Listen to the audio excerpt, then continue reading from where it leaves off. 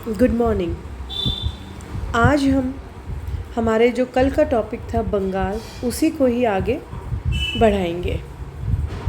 कल के टॉपिक में हमने अली वर्दी खां तक पढ़ा था और अली वर्दी खां जब इसकी 1756 ईस्वी को मृत्यु हुई, उसके कोई भी पुत्र जो है नहीं था, केवल 3 पुत्रियां थीं। उसने अपने जीवन काल में ही अपनी सबसे छोटी पुत्री का जो लड़का था सिराजुद्दौला, उसे अपना उत्तराधिकारी घोषित कर दिया।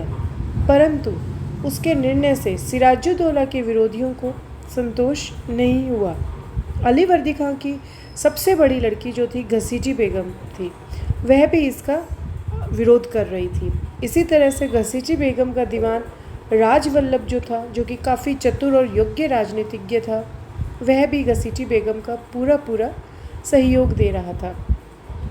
इसके अतिरिक्त अली वर्दी खां की जो दूसरी लड़की थी, उसका लड़का यानी कि अली वर्दी खां का नवासा शौकत जंग, जो कि उस समय पूर्णिया का गवर्नर था, अपने आप को बंगाल की नवाबी का सही उत्तराधिकारी समझता था। अली वर्दी खां का बहनोई और प्रधान सेना नायक मीर जाफ़र भी शासन तंत्र को अपने नियंत्रण में रखने का इच्छुक था।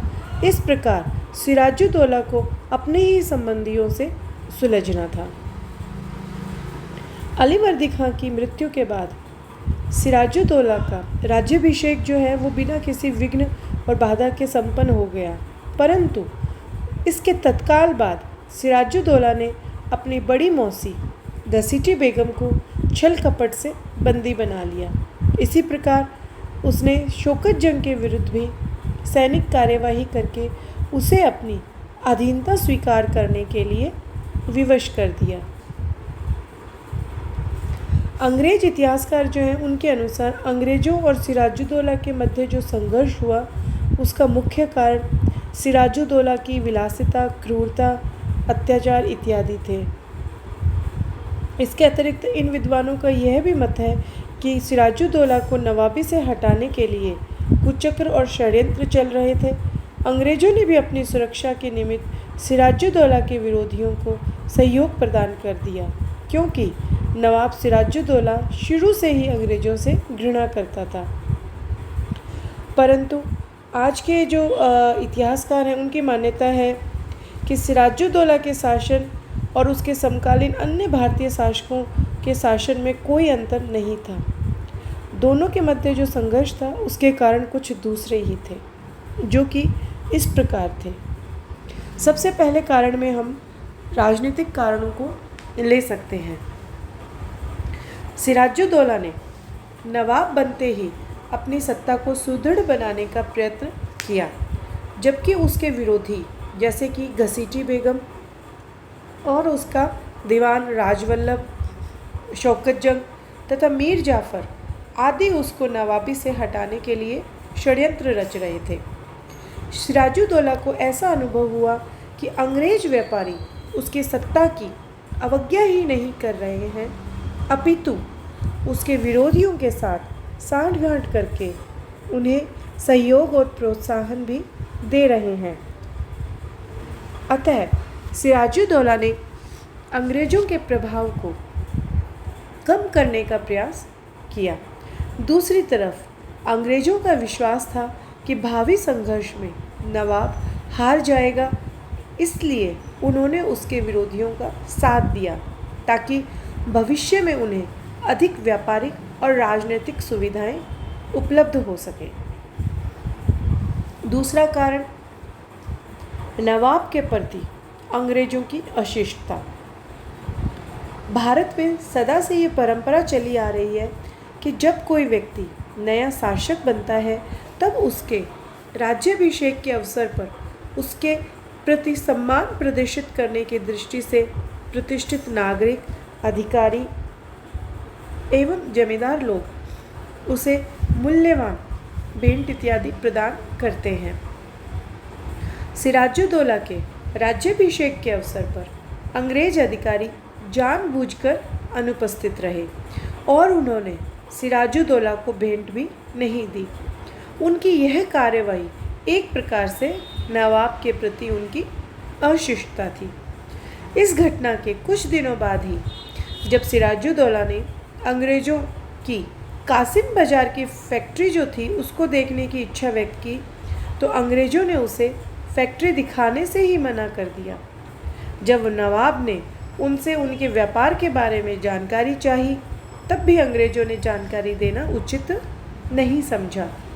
उनके इस प्रकार के अशिष्ट व्यवहार से सिराजुद्दौला के सम्मान को भारी ठेस पहुंची। अब हम तीसरे कारण की अगर बात करें तो वह आता है अंग्रेज़ों के प्रति संदेह। अंग्रेज़ों का मानना है कि नवाब सिराजुद्दौला जो था वो आरंभ से ही अंग्रेज़ों को संदेह की दृष्टि से देखा करता था। लेकिन अगर हम तात्कालीन साक्ष्यों की अगर बात करें तो उनसे पता चलता है कि आरंभ में सिराजुद्दौला अंग्रेज़ों के साथ सहानुभूति रखता था। 1752 ईस्वी में जब कंपनी के अध्यक्ष हुगली आए थे, तब सिराजुद्दौला ने आदरपूर्वक उनका सम्मान किया था। यदि हॉलवेल का विश्वास किया जाए तो अलीवर्दी खान ने मरने से पूर्व सिराजुद्दौला को अंग्रेज़ों पर कड़ी नज़र रखने की चेतावनी दी थी। इसी वजह से नवाब बनने के बाद सिराजुद्दौला का रुख जो था उसमें अंतर आ गया और वह अंग्रेज़ों को संदेह की दृष्टि से देखने लगा और उनकी कार्यवाहियों को नियंत्रित करने का प्रयत्न किया, जिससे कि अंग्रेज़ उसके शत्रु बन गए। अगला जो कारण था वह था व्यापारिक झगड़े। मुग़ल सम्राट फर्रुखशियर ने 1717 ईस्वी में एक शाही फरमान के द्वारा उन्हें बंगाल में बिना चुंगी दिए व्यापार करने की सुविधा प्रदान की थी। इससे एक तरफ तो भारतीय व्यापारियों के हितों को हानि पहुंच रही थी और दूसरी तरफ नवाब के राजकोष को भी हानि हो रही थी। बाद में अंग्रेज़ों ने अपनी इस सुविधा का दुरुपयोग करना शुरू कर दिया। वे भारतीय व्यापारियों से कुछ ले देकर उनके माल को भी अपना बताकर चुंगी बचा लेते थे। बंगाल में ईस्ट इंडिया कंपनी का अध्यक्ष अपने दस्तक से कंपनी के माल को एक स्थान से और दूसरे स्थान पर लाने ले जाने का पत्र जारी करता था। इसे दस्तक कहा जाता था, यानी कि फ्री पास कहा जाता था। इस प्रकार से हम कह सकते हैं कि दस्तक वाले सामान पर चुंगी कर वसूल नहीं किया जाता था।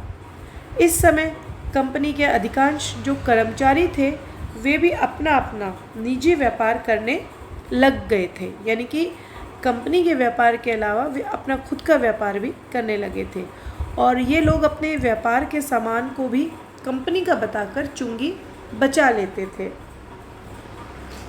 इससे बंगाल की जो सरकार थी उसको बहुत अधिक हानि उठानी पड़ रही थी। नवाब सिराजुद्दौला कंपनी के साथ कोई नया समझौता करना चाहता था, जिससे कि ये जो मौजूदा अव्यवस्था थी इसे दूर किया जा सके। अंग्रेज अपने इस विशेषाधिकार को छोड़ने के लिए तैयार नहीं थे। इसी वजह से दोनों पक्षों में तनाव बढ़ने लगा।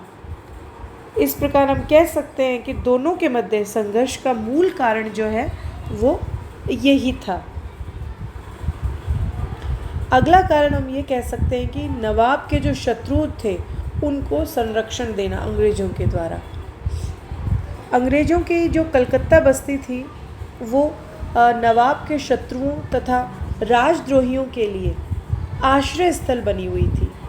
जब नवाब ने घसीटी बेगम को बंदी बना लिया तो दीवान जो था, घसीटी बेगम का जो दीवान था राजवल्लभ, उसने अपनी संपूर्ण संपत्ति जो थी वो अपने लड़के कृष्णवल्लभ के साथ कलकत्ता भिजवा दी। इस पर नवाब ने उसे दीवान के पद से हटा दिया और कलकत्ता के अंग्रेज अधिकारी जो थे उनसे कृष्णवल्लभ को लौटाने की मांग की, जिसे अंग्रेज़ों ने ठुकरा दिया। इससे सिराजुद्दौला जो था उसे पक्का विश्वास हो गया कि अंग्रेज उसके शत्रुओं से मिले हुए हैं। अन्य कारणों के रूप में हम कलकत्ता की किलेबंदी की भी बात कर सकते हैं।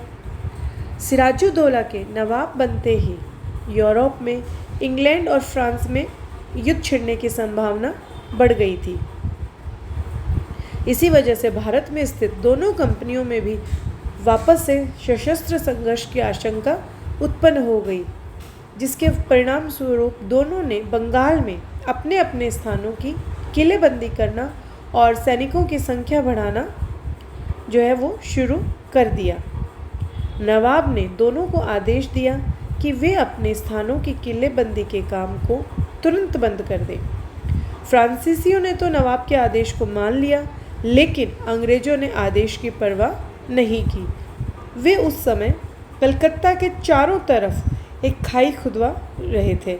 जब नवाब के अधिकारियों ने उन्हें खाई को भर देने के लिए कहा, तो एक अंग्रेज अधिकारी जो था उसने जवाब दिया कि यह खाई अवश्य भर दी जाएगी, लेकिन मुसलमानों के सिरों से।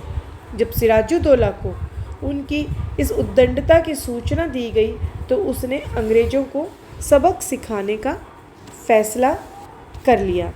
इस प्रकार दोनों पक्षों के मध्य झगड़े के कारण जो है वो एकत्रित होते चले गए, और ये जितने भी कारण थे इनमें एक कारण और जुड़ गया। वह कारण था जमींदारी के अधिकारों की व्याख्या। जैसा कि पहले भी बताया गया है कि कंपनी की जो कलकत्ता बस्ती थी उसके आसपास के क्षेत्र की जमींदारी कंपनी को दी गई थी।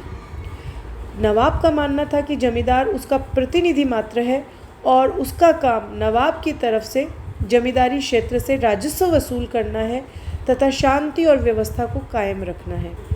उस क्षेत्र पर नवाब का राजनीतिक प्रभुत्व सर्वोपरि है और इस नाते कंपनी उसके आदेशों का पालन करने के लिए बाध्य है। परंतु कंपनी का मानना था कि उसे अपने क्षेत्र में पूर्ण राजनीतिक स्वायत्तता प्राप्त है और नवाब को उसमें हस्तक्षेप करने का कोई अधिकार नहीं है, और नवाब उनकी इन दलीलों को मानने के लिए तैयार नहीं था।